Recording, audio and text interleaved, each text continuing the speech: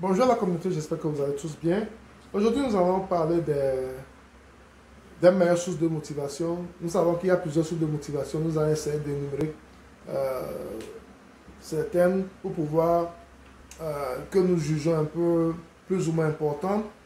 Et quand nous avons ces sources de motivation qui nous guident, qui nous conduisent, nous serons obligés à aller au-delà de nous-mêmes, à faire plus chaque fois et pouvoir arriver à nos objectifs.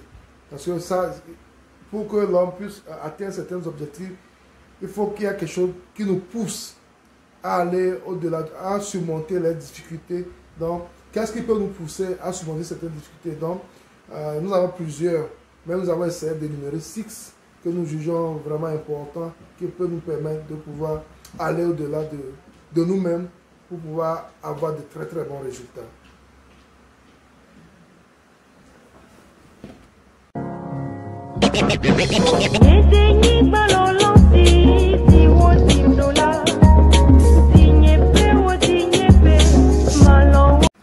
Ok, bienvenue sur ma chaîne S2A Group. Mon nom c'est Sabi Aliati et je suis le promoteur de la chaîne S2A Group. Et sur notre chaîne S2A Group, qu'est-ce que nous faisons? Nous parlons de motivation, d'investissement, d'agriculture et d'élevage en général. Si ces thématiques vous sont importantes aussi, si vous avez envie de vous développer, si vous avez envie d'investir en agriculture, vous avez deux choses à faire. Un, c'est de vous abonner à notre chaîne S2A Group. Et deux, c'est de cliquer sur la cloche de notification pour recevoir toutes nos vidéos à chaque fois que nous allons publier. Aujourd'hui, nous venons parler de la motivation, des sources de motivation. Nous avons plusieurs sources de motivation parce que dans la vie, il faut être guidé par quelque chose. Il faut qu'il y ait quelque chose qui nous pousse parce que l'homme, dans sa nature, a besoin de certaines pressions pour pouvoir surmonter certains obstacles, pour pouvoir aller au-delà de lui-même. Donc, sur ce, nous avons énuméré au moins 6 que nous jugeons importants et nous disons que ça peut permettre à tout un chacun de nous d'aller au-delà de lui-même. Donc, en tête de liste, nous avons la reconnaissance. La reconnaissance, qu'est-ce que c'est? Souvent, quand tu travailles quelque part, tu travailles dans une société et que à chaque fois que tu fais quelque chose, on t'encourage, on dit, oh, il a bien fait. Et il y a l'orgueil humain qui aime entendre ça. Le soi intérieur aime entendre ça, aime se sentir valorisé. Donc, à chaque fois que tu fais quelque chose, tu travailles avec ton boss et ton boss te félicite, ça te pousse à faire plus.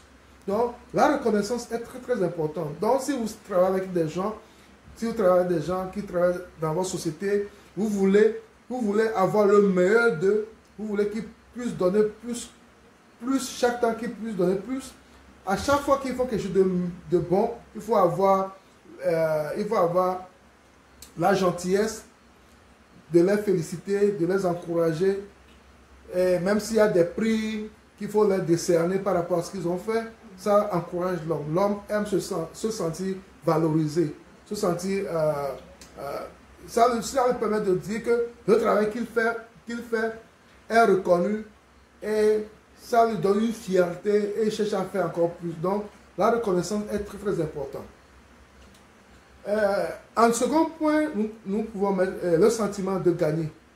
Donc, il y a des gens, le fait de gagner, si c'est que quand s'il fait un travail donné, il va gagner quelque chose en retour, ça l'encourage, ça lui permet de travailler encore plus. Donc, il y a un orateur américain, Jim Rohn, qui parlait d'un de ses amis. L'ami est milliardaire. Il a beaucoup d'argent, il est milliardaire en dollars, mais il aime encore travailler plus. Il ne travaille pas parce qu'il veut encore plus de milliards et de millions, mais il travaille plus parce que il se sent grand quand il gagne encore plus de marché, quand il gagne encore plus de parts de marché. Donc, en fait, ce n'est pas l'argent qui le motive, mais c'est le fait de gagner plus qui le motive. Donc, il y a des gens, l'argent n'est plus la motivation pour eux, mais le fait de gagner plus de parts de marché, ça lui permet de dire qu'il est encore puissant, il peut encore bien faire des négociations. Et ça lui permet de dire que sur le marché, il a encore sa valeur, donc ça le motive. Donc, le fait de gagner motive certaines personnes. En troisième position, nous avons la famille. La famille est très très importante. La famille est très très importante. Il y a des gens qui sont prêts à tout pour leur famille. Il y a des gens qui sont prêts à tout pour leur famille. Donc la famille permet aux gens de faire plus, de faire au-delà de ce qu'ils peuvent faire normalement. Parce que quand tu as une femme, des enfants ou bien des parents qui comptent sur toi, l'homme cherche à travailler plus pour ne pas les décevoir. Donc la famille est un bon source. La famille est très très bon pour motiver les gens. Donc, si tu fais partie d'une famille, d'une très bonne famille, et que tu te sens redevable à cette famille, ça pousse les gens à travailler plus pour pouvoir mettre leur famille à l'aise. Donc, la famille est une source de motivation très très importante également. Il y a certaines personnes, au point 4, nous allons parler de la gentillesse. Bon, je mets la gentillesse, la bienveillance, tout ça, je le mets dans un même panier. La gentillesse aussi fait que les gens... C'est une source de motivation pour certaines personnes. Parce que certaines personnes, ils veulent aider. Ils veulent aider. Leur objectif, c'est d'aider. Donc, ils veulent aider. Ils veulent aider. Aider les autres, aider les nécessiteux font leur fierté, font leur joie. Aider les nécessiteux font leur fierté, font leur joie.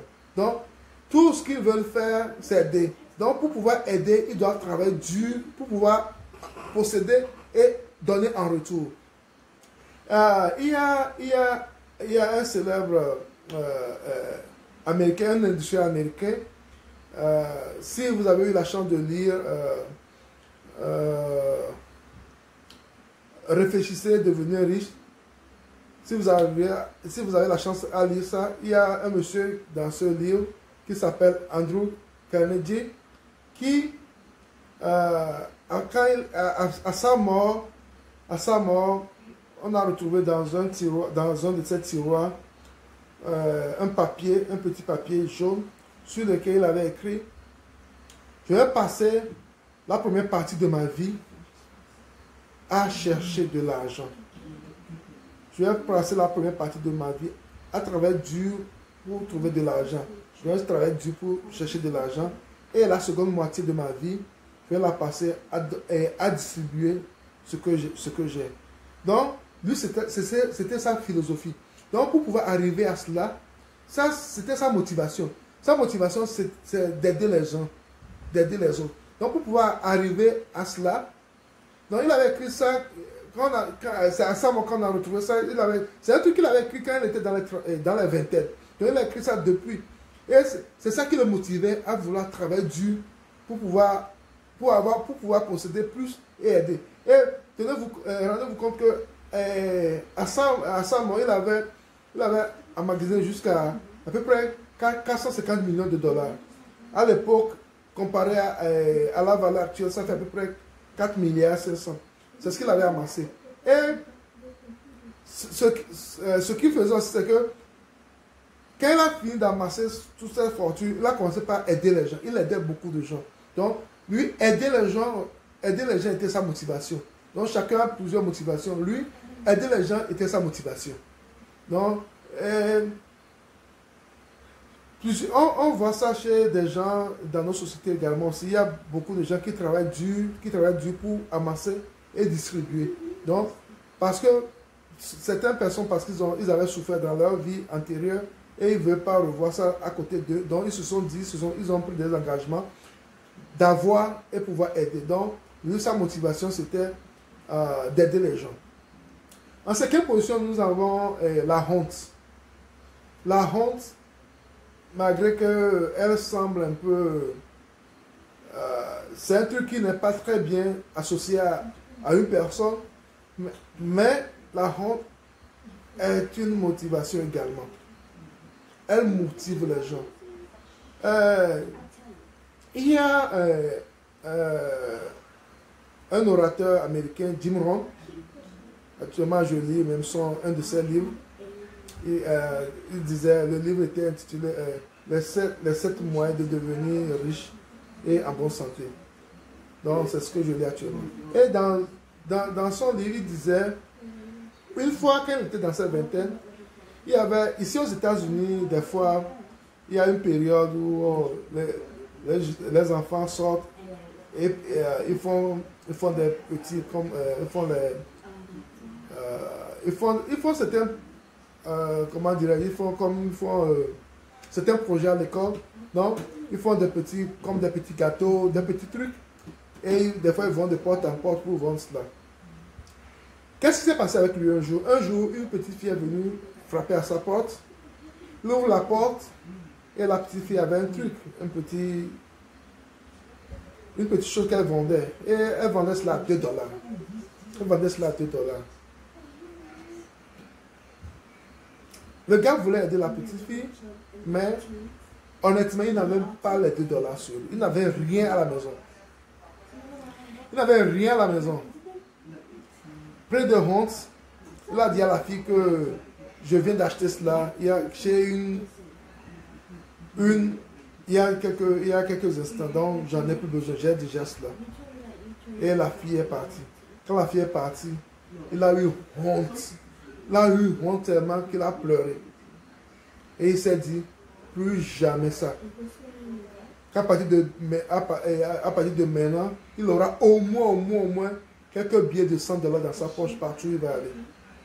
Parce qu'il a eu honte. Il a eu tellement honte qu'il s'est mis. Ça a été comment dirais-je, ça a été le clic dans sa vie également. Ça l'a tellement peiné qu'il s'est dit plus jamais ça dans sa vie. Plus jamais ça dans sa vie. Et il s'est battu pour arriver. Donc, c'est vrai que c'est la honte, mais ça a été sa source de motivation. Donc, quand il y a une situation qui arrive dans votre vie, quand il y a rien qui... On dit souvent, il n'y a rien qui arrive dans nos vies. Chaque chose arrive pour un but. Donc, lui, parce qu'il n'a pas pu trouver les $2 pour acheter le truc à la fille, ça a peiné, ça l'a vraiment peiné. Et ça a été aussi le clic dans sa vie. Ça a été l'un des clics dans sa vie. Donc, les gens peuvent chercher à vous dénigrer, mais ça ne doit pas,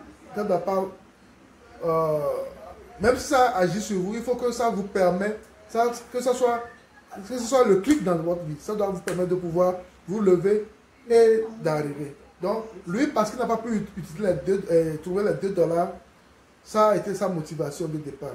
Donc, il a eu honte, et partant de cette honte, il a pu devenir ce qu'il est. Et en 6e position, nous avons le mépris. Le mépris. Il y a des gens qui vont vous mépriser parce que ils vont se dire que vous n'êtes pas à leur cheville ou bien vous avez pris une mauvaise décision, tout cela. Et ce mépris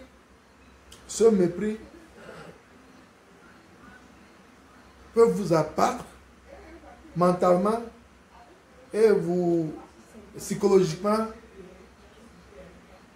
Et ce mépris également peut être le déclencheur. Dans le livre de Jim Rohn que je suis en train de lire actuellement, il parlait d'un de ses amis qui s'appelle Bobby Dupuis, qui était instituteur. Il était instituteur, il gagnait plus ou moins bien sa vie. Il gagnait un peu bien sa vie. Et il a décidé qu'il veut faire le business.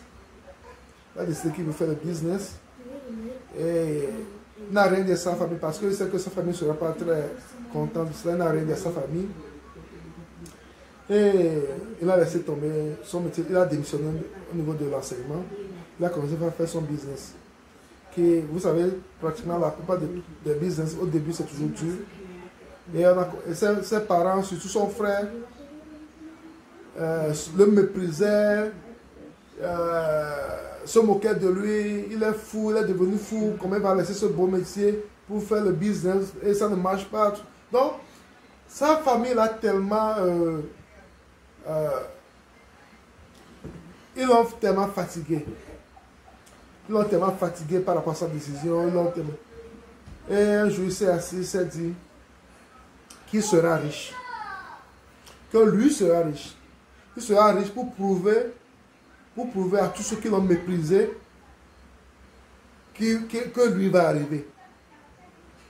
Finalement, il a été un grand millionnaire également ici aux États-Unis.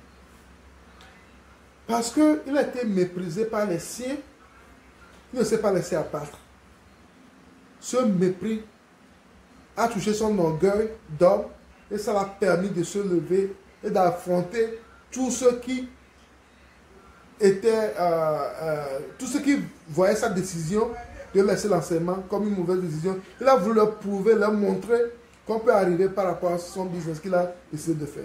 Donc c'est ça. Donc, parce qu'il a été méprisé par sa décision, il a tout fait pour y arriver. Donc, les gens vont parler mal de nous par rapport à ta décision, tout ça. Donc, il faut pas que ça soit un moyen de nous avoir, de nous atteindre mentalement, émotionnellement, physiquement, et qu'on tombe dans la dérive, tout cela. Non, au contraire, ça doit nous motiver. Surtout quand nous voulons arriver, quand nous voulons apporter un plus dans la communauté, il faut qu'on sache que toutes les décisions que nous prenons ne seront pas acceptées, ne seront pas aimées par la communauté. Parce que des fois, ils vont te prendre pour un fou. Parce qu'on prend certaines décisions qui sont difficiles à comprendre. Mais on sait comprendre ces décisions. Donc c'est à vous, c'est à nous qui voulons développer l'Afrique, c'est à nous qui voulons faire des choses différentes, qui voulons des résultats différents. On doit faire des choses différentes. Quand tu veux des résultats différents, il faut faire des choses différentes. On ne peut pas continuer à faire les mêmes choses et s'attendre à des résultats différents. Ce n'est pas possible.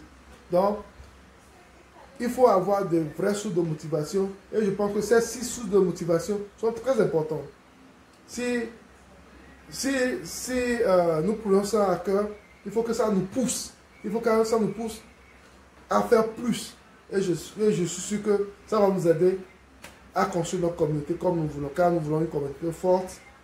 Des gens qui veulent se battre pour le 228, pour la diaspora. Parce que c'est avec cela que nous pouvons être sûrs que nous allons arriver. Parce que l'aide ne viendra de nulle part, elle viendra de nous, enfants d'Afrique.